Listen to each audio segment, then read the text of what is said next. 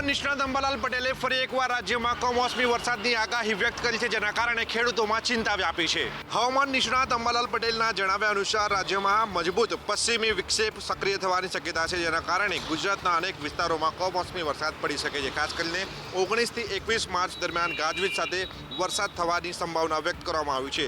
આ આગાહી મુજબ કચ્છ અને ઉત્તર ગુજરાતના કેટલાક વિસ્તારોમાં કરા પડવાની પણ શક્યતા છે।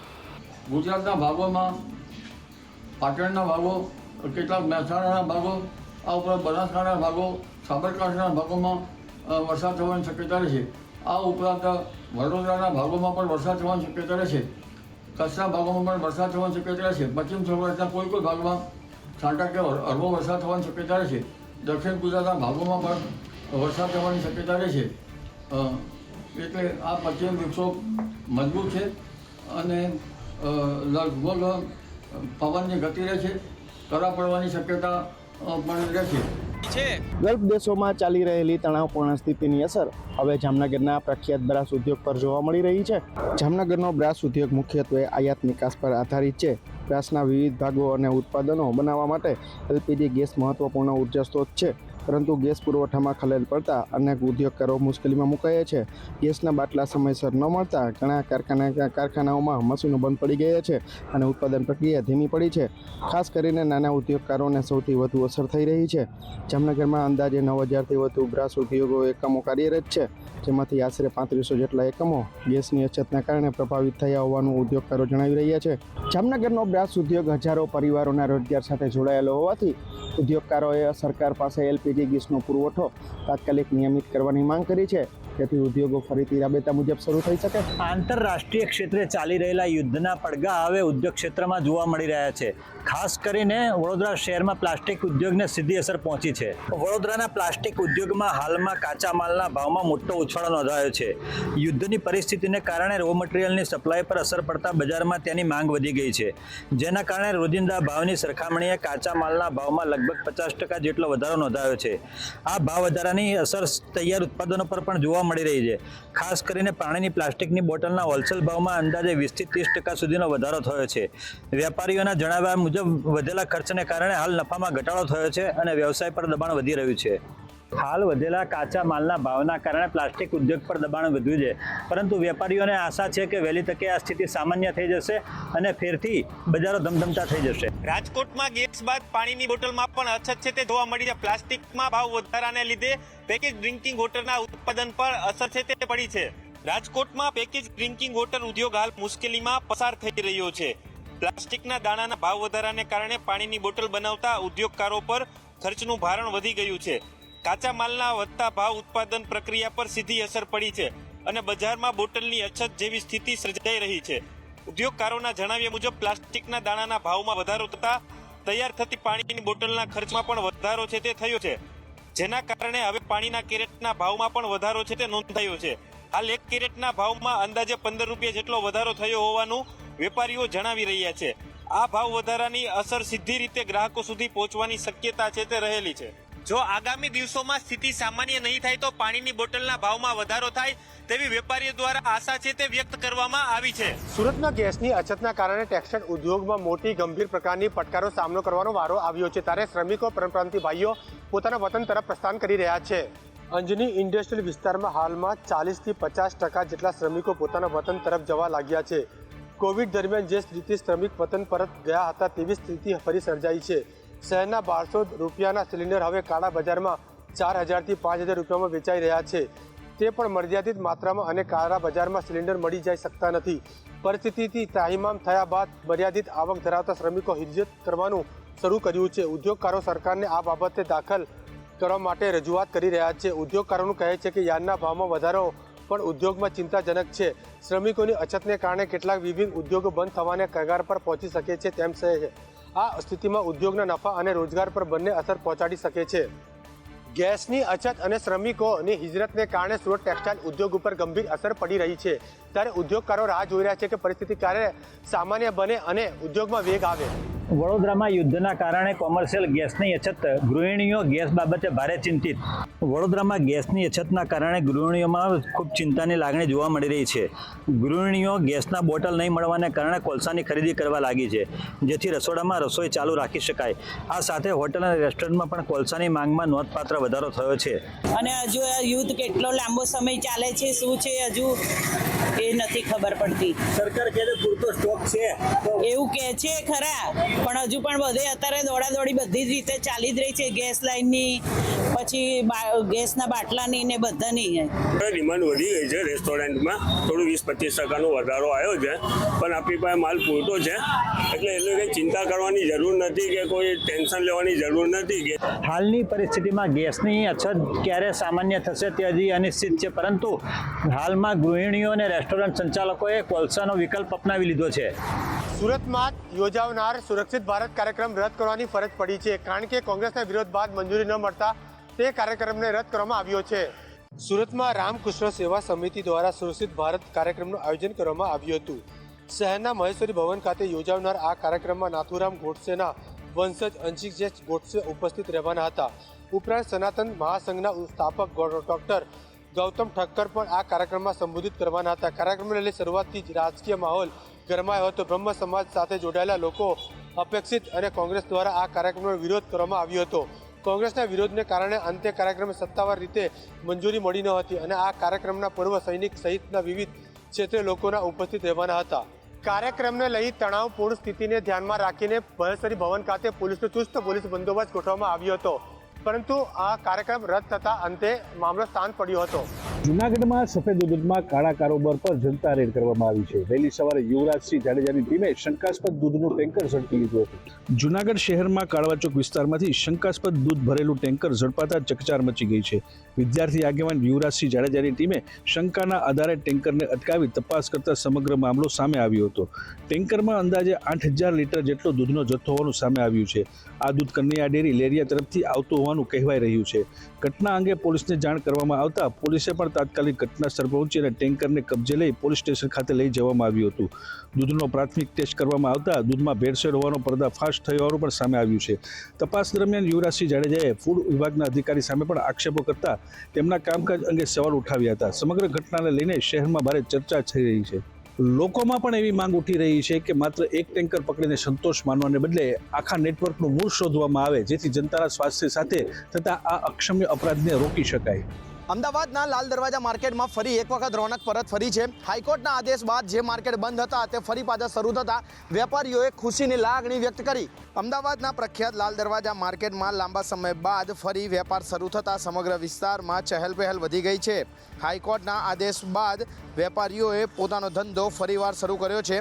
માર્કેટ ખુલતા જ વેપારીઓમાં ખુશીની લહેર જોવા મળી રહી છે, કારણ કે છેલ્લા કેટલાક સમયથી વેપાર બંધ હોવાથી તેમને આર્થિક નુકસાન સહન કરવું પડતું હતું. માર્કેટ શરૂ થતાં ખરીદી માટે મોટી સંખ્યામાં લોકો પણ ઉમટી પડ્યા હતા. ખાસ કરીને કપડાં અને રોજિંદી જરૂરિયાતની વસ્તુઓ ખરીદવા માટે લોકોની ભીડ જોવા મળી રહી છે. 6 મહિનાથી બેસેલા હતા, દેવો થઈ ગયો છે. હવે વાંધો ના થાય, આશા રાખીએ છીએ અમે. ના હવે તો બહુ સારું લાગે છે. હવે મને એવું નથી લાગતો કે હવે બંધ થશે માર્કેટ. કોર્ટનો ચુકાદો છે એટલે વાંધો નહીં આવે. બહુ દિવસ પછી ખુશીનો દિવસ આવ્યો છે બેન. તો ગિરનાર અંબાજી મંદિરમાં માંસ પાર્ટીનો મામલો. કાંડમાં સામેલ 7 શખ્સોની ઓળખ કરવામાં આવી છે. એસએમડીએ તમામ શખ્સોની પૂછપરછ કરી છે. કાંડમાં સામેલ શખ્સોમાં મોટા ભાગે સગીર. મુખ્ય સૂત્રધાર કોણ છે તેની તપાસ હાથ ધરવામાં આવી રહી છે. લોકોમાં રોષ હતો જે રીતે ઘટના સામે આવી હતી. માંસ મદિરાની જે ઘટના સામે આવી હતી, વિડીયો વાયરલ થઈ રહ્યા હતા, તેને લઈ સાધુ સંતોમાં પણ રોષની લાગણી હતી. તો ગિરનાર અંબાજી મંદિરમાં માંસ પાર્ટીનો જે મામલો સામે આવ્યો હતો, જે વિડીયો વાયરલ થયો હતો, તો કાંડમાં સામેલ 7 શખ્સોની ઓળખ કરવામાં આવી છે. એસએમડીએ તમામ શખ્સોની પૂછપરછ હાથ ધરી છે. કાંડમાં સામેલ શખ્સોમાં મોટા ભાગે મુખ્ય સૂત્રધાર તરીકે તેની તપાસ હાથ ધરવામાં આવી છે. તપાસનો ધમધમાટ હાથ ધરવામાં આવી રહ્યો છે.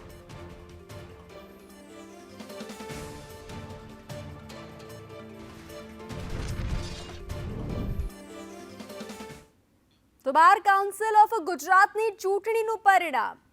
પ્રેફરન્સ વોટ 1નું પરિણામ જાહેર થયું છે. પ્રેફરન્સ વોટ 1માં જે પટેલનો વિજય થયો છે. જે પટેલનો 1961 મત સાથે વિજય થયો છે. પ્રેફરન્સ વોટ 1માં તેમનો વિજય થયો છે. 1961 મત સાથે જે પટેલનો વિજય થયો છે.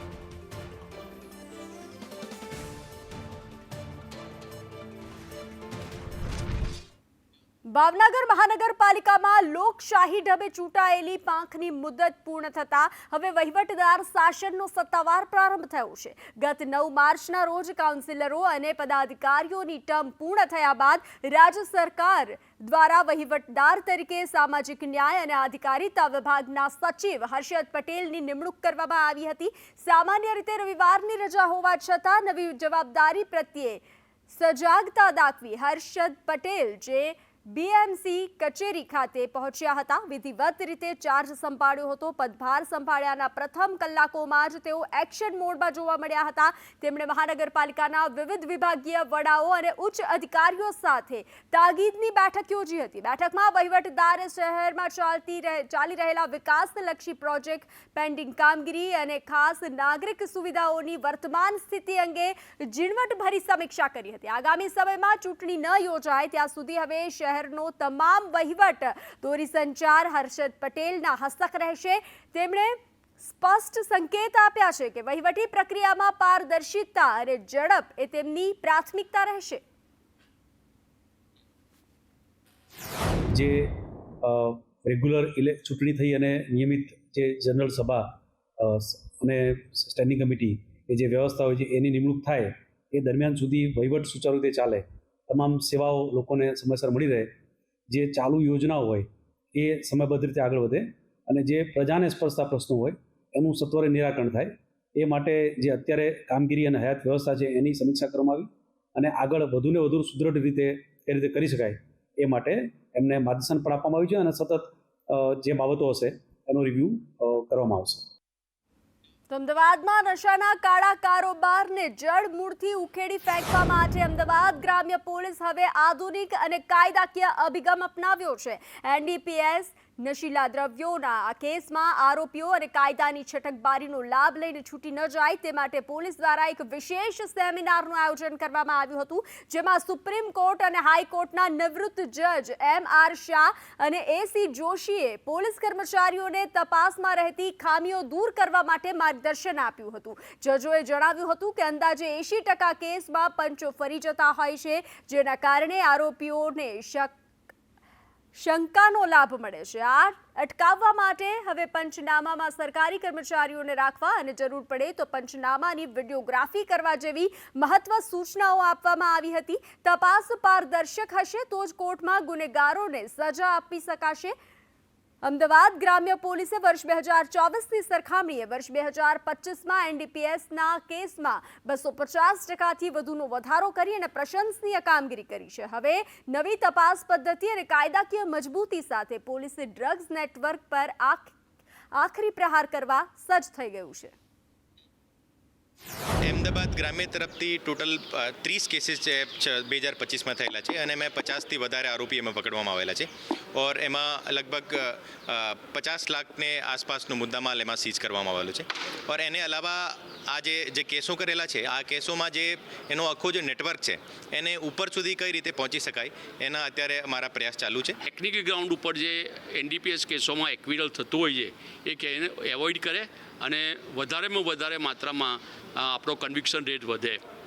જેટલા સુપ્રીમ કોર્ટના અને હાઈકોર્ટના મેઇન જજમેન્ટો જે છે કે એનડીપીએસ ઉપરના કે જેમાં સેક્શન 50 છે, સેક્શન 37 છે કે પછી કોન્શિયસ પોઝેશન છે, એ બધા ઉપર ટેકનિકલ ગ્રાઉન્ડ ઉપર કેમ આપણે એવોઇડ કરી શકીએ અને આપણે ક્યાં ઇન્વેસ્ટિગેશન ક્યાં ભૂલ કરે છે એ ભૂલ ના થાય અને આપણો અલ્ટિમેટલી ગોલ જે છે કે કન્વિક્શનનો અને સમાજને આ દૂષણથી બચાવવાનો એના માટેનો એક આજે પ્રયાસ કર્યો. દરેક પોલીસ ઓફિસરો અથવા તો જે કોઈ તપાસ કરનાર અધિકારી છે એ ચુકાદાઓ માત્ર ધ્યાનમાં રાખશે તો ચોક્કસપણે બેનિફિટ ઓફ ડાઉટ જે પત્રકારશ્રીએ બહુ ઇન્ટેલિજન્ટ ક્વેશ્ચન પૂછ્યો કે શંકાનો લાભ મળે તો એ શંકાનો લાભ ન મળે. કારણ કે માની જશે MR શાહ સાહેબે બહુ સરસ વાત કરી કે કઈ કીધી કે પહેલો 3 પગથિયા છે 3 સ્ટેજ છે આખા એનડીપીએસના કેસમાં કે કોઈ પણ આમ તો ટ્રાયલ ક્રિમિનલ ટ્રાયલમાં, કે પહેલું છે ઇન્વેસ્ટિગેશન, બીજું છે પ્રોસિક્યુશન અને ત્રીજું છે જ્યુડિશરી. પેસેન્જરો માટે અમદાવાદ મ્યુનિસિપલ કોર્પોરેશનની નવી પહેલ સામે આવી છે. શહેરીજનોને સ્માર્ટ બસ સ્ટેન્ડ મળ્યું છે. સિંધુ ભવન રોડ પર સ્માર્ટ બસ સ્ટેન્ડ તૈયાર કરવામાં આવ્યું. સીસીટીવી એલઈડી સાથે બસ સ્ટેન્ડ તૈયાર છે. આગામી દિવસમાં 100 સ્માર્ટ બસ સ્ટેન્ડ બનાવવામાં આવશે. શહેરનું પહેલું સ્માર્ટ બસ સ્ટેન્ડ બનીને તૈયાર છે.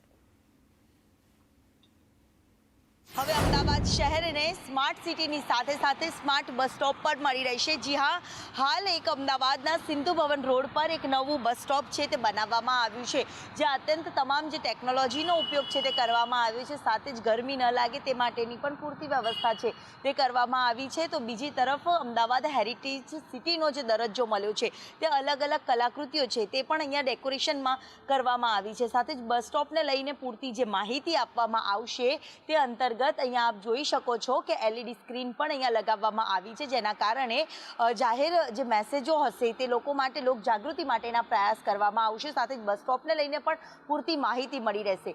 હેરિટેજ સિટીનું જે બિરુદ મળ્યું છે તેની થીમ છે તેના આધારિત અહીંયા જે બસ સ્ટોપ છે તો સુંદર રીતે તૈયાર કરવામાં આવ્યું છે. સાથે જ અહીંયા લોકો બેસી શકે તે માટેની પૂરતી વ્યવસ્થા છે તે કરવામાં આવી છે. સાથે સીસીટીવીથી સજ્જ અહીંયા પૂરતા બસ સ્ટોપની વ્યવસ્થા કરવામાં આવી છે. અમદાવાદી આપણી સાથે જ એમની સાથે વાત કરીએ. આવી રીતે બસ વ્યવસ્થાના બસ સ્ટોપ મળી રહે તો શહેરીજનો માટે કેટલી રાહત લાગે? ઘણો ફાયદો થશે. આ બસ સ્ટોપ એકચ્યુઅલી હું તો રાજકોટથી છું અને અમદાવાદની ફેસિલિટી બહુ સારી છે. આ બસ સ્ટોપ જોઈને કંઈક નવું લાગ્યું? ના, નવું છે, કંઈક અલગ છે. જરૂર. એટલે અમદાવાદમાં આગામી દિવસમાં 100થી પણ વધારે જેટલા બસ સ્ટોપ હશે તે બનાવવામાં આવશે. પરંતુ પહેલો જે પ્રોજેક્ટ છે, પહેલું બસ સ્ટોપ છે જે અમદાવાદના સિંધુ ભવન ખાતે બનાવવામાં આવ્યું છે, જે અત્યંત ટેકનોલોજી સાથેનો ઉપયોગ કરવામાં આવ્યો છે અને કે નવું નજરાણું હવે અમદાવાદીઓને બસ સ્ટોપમાં મળી રહેશે. કેમેરામેન મનીષ વાણિયા સાથે દિવ્યા ચૌહાણ, સંદેશ ન્યૂઝ, અમદાવાદ.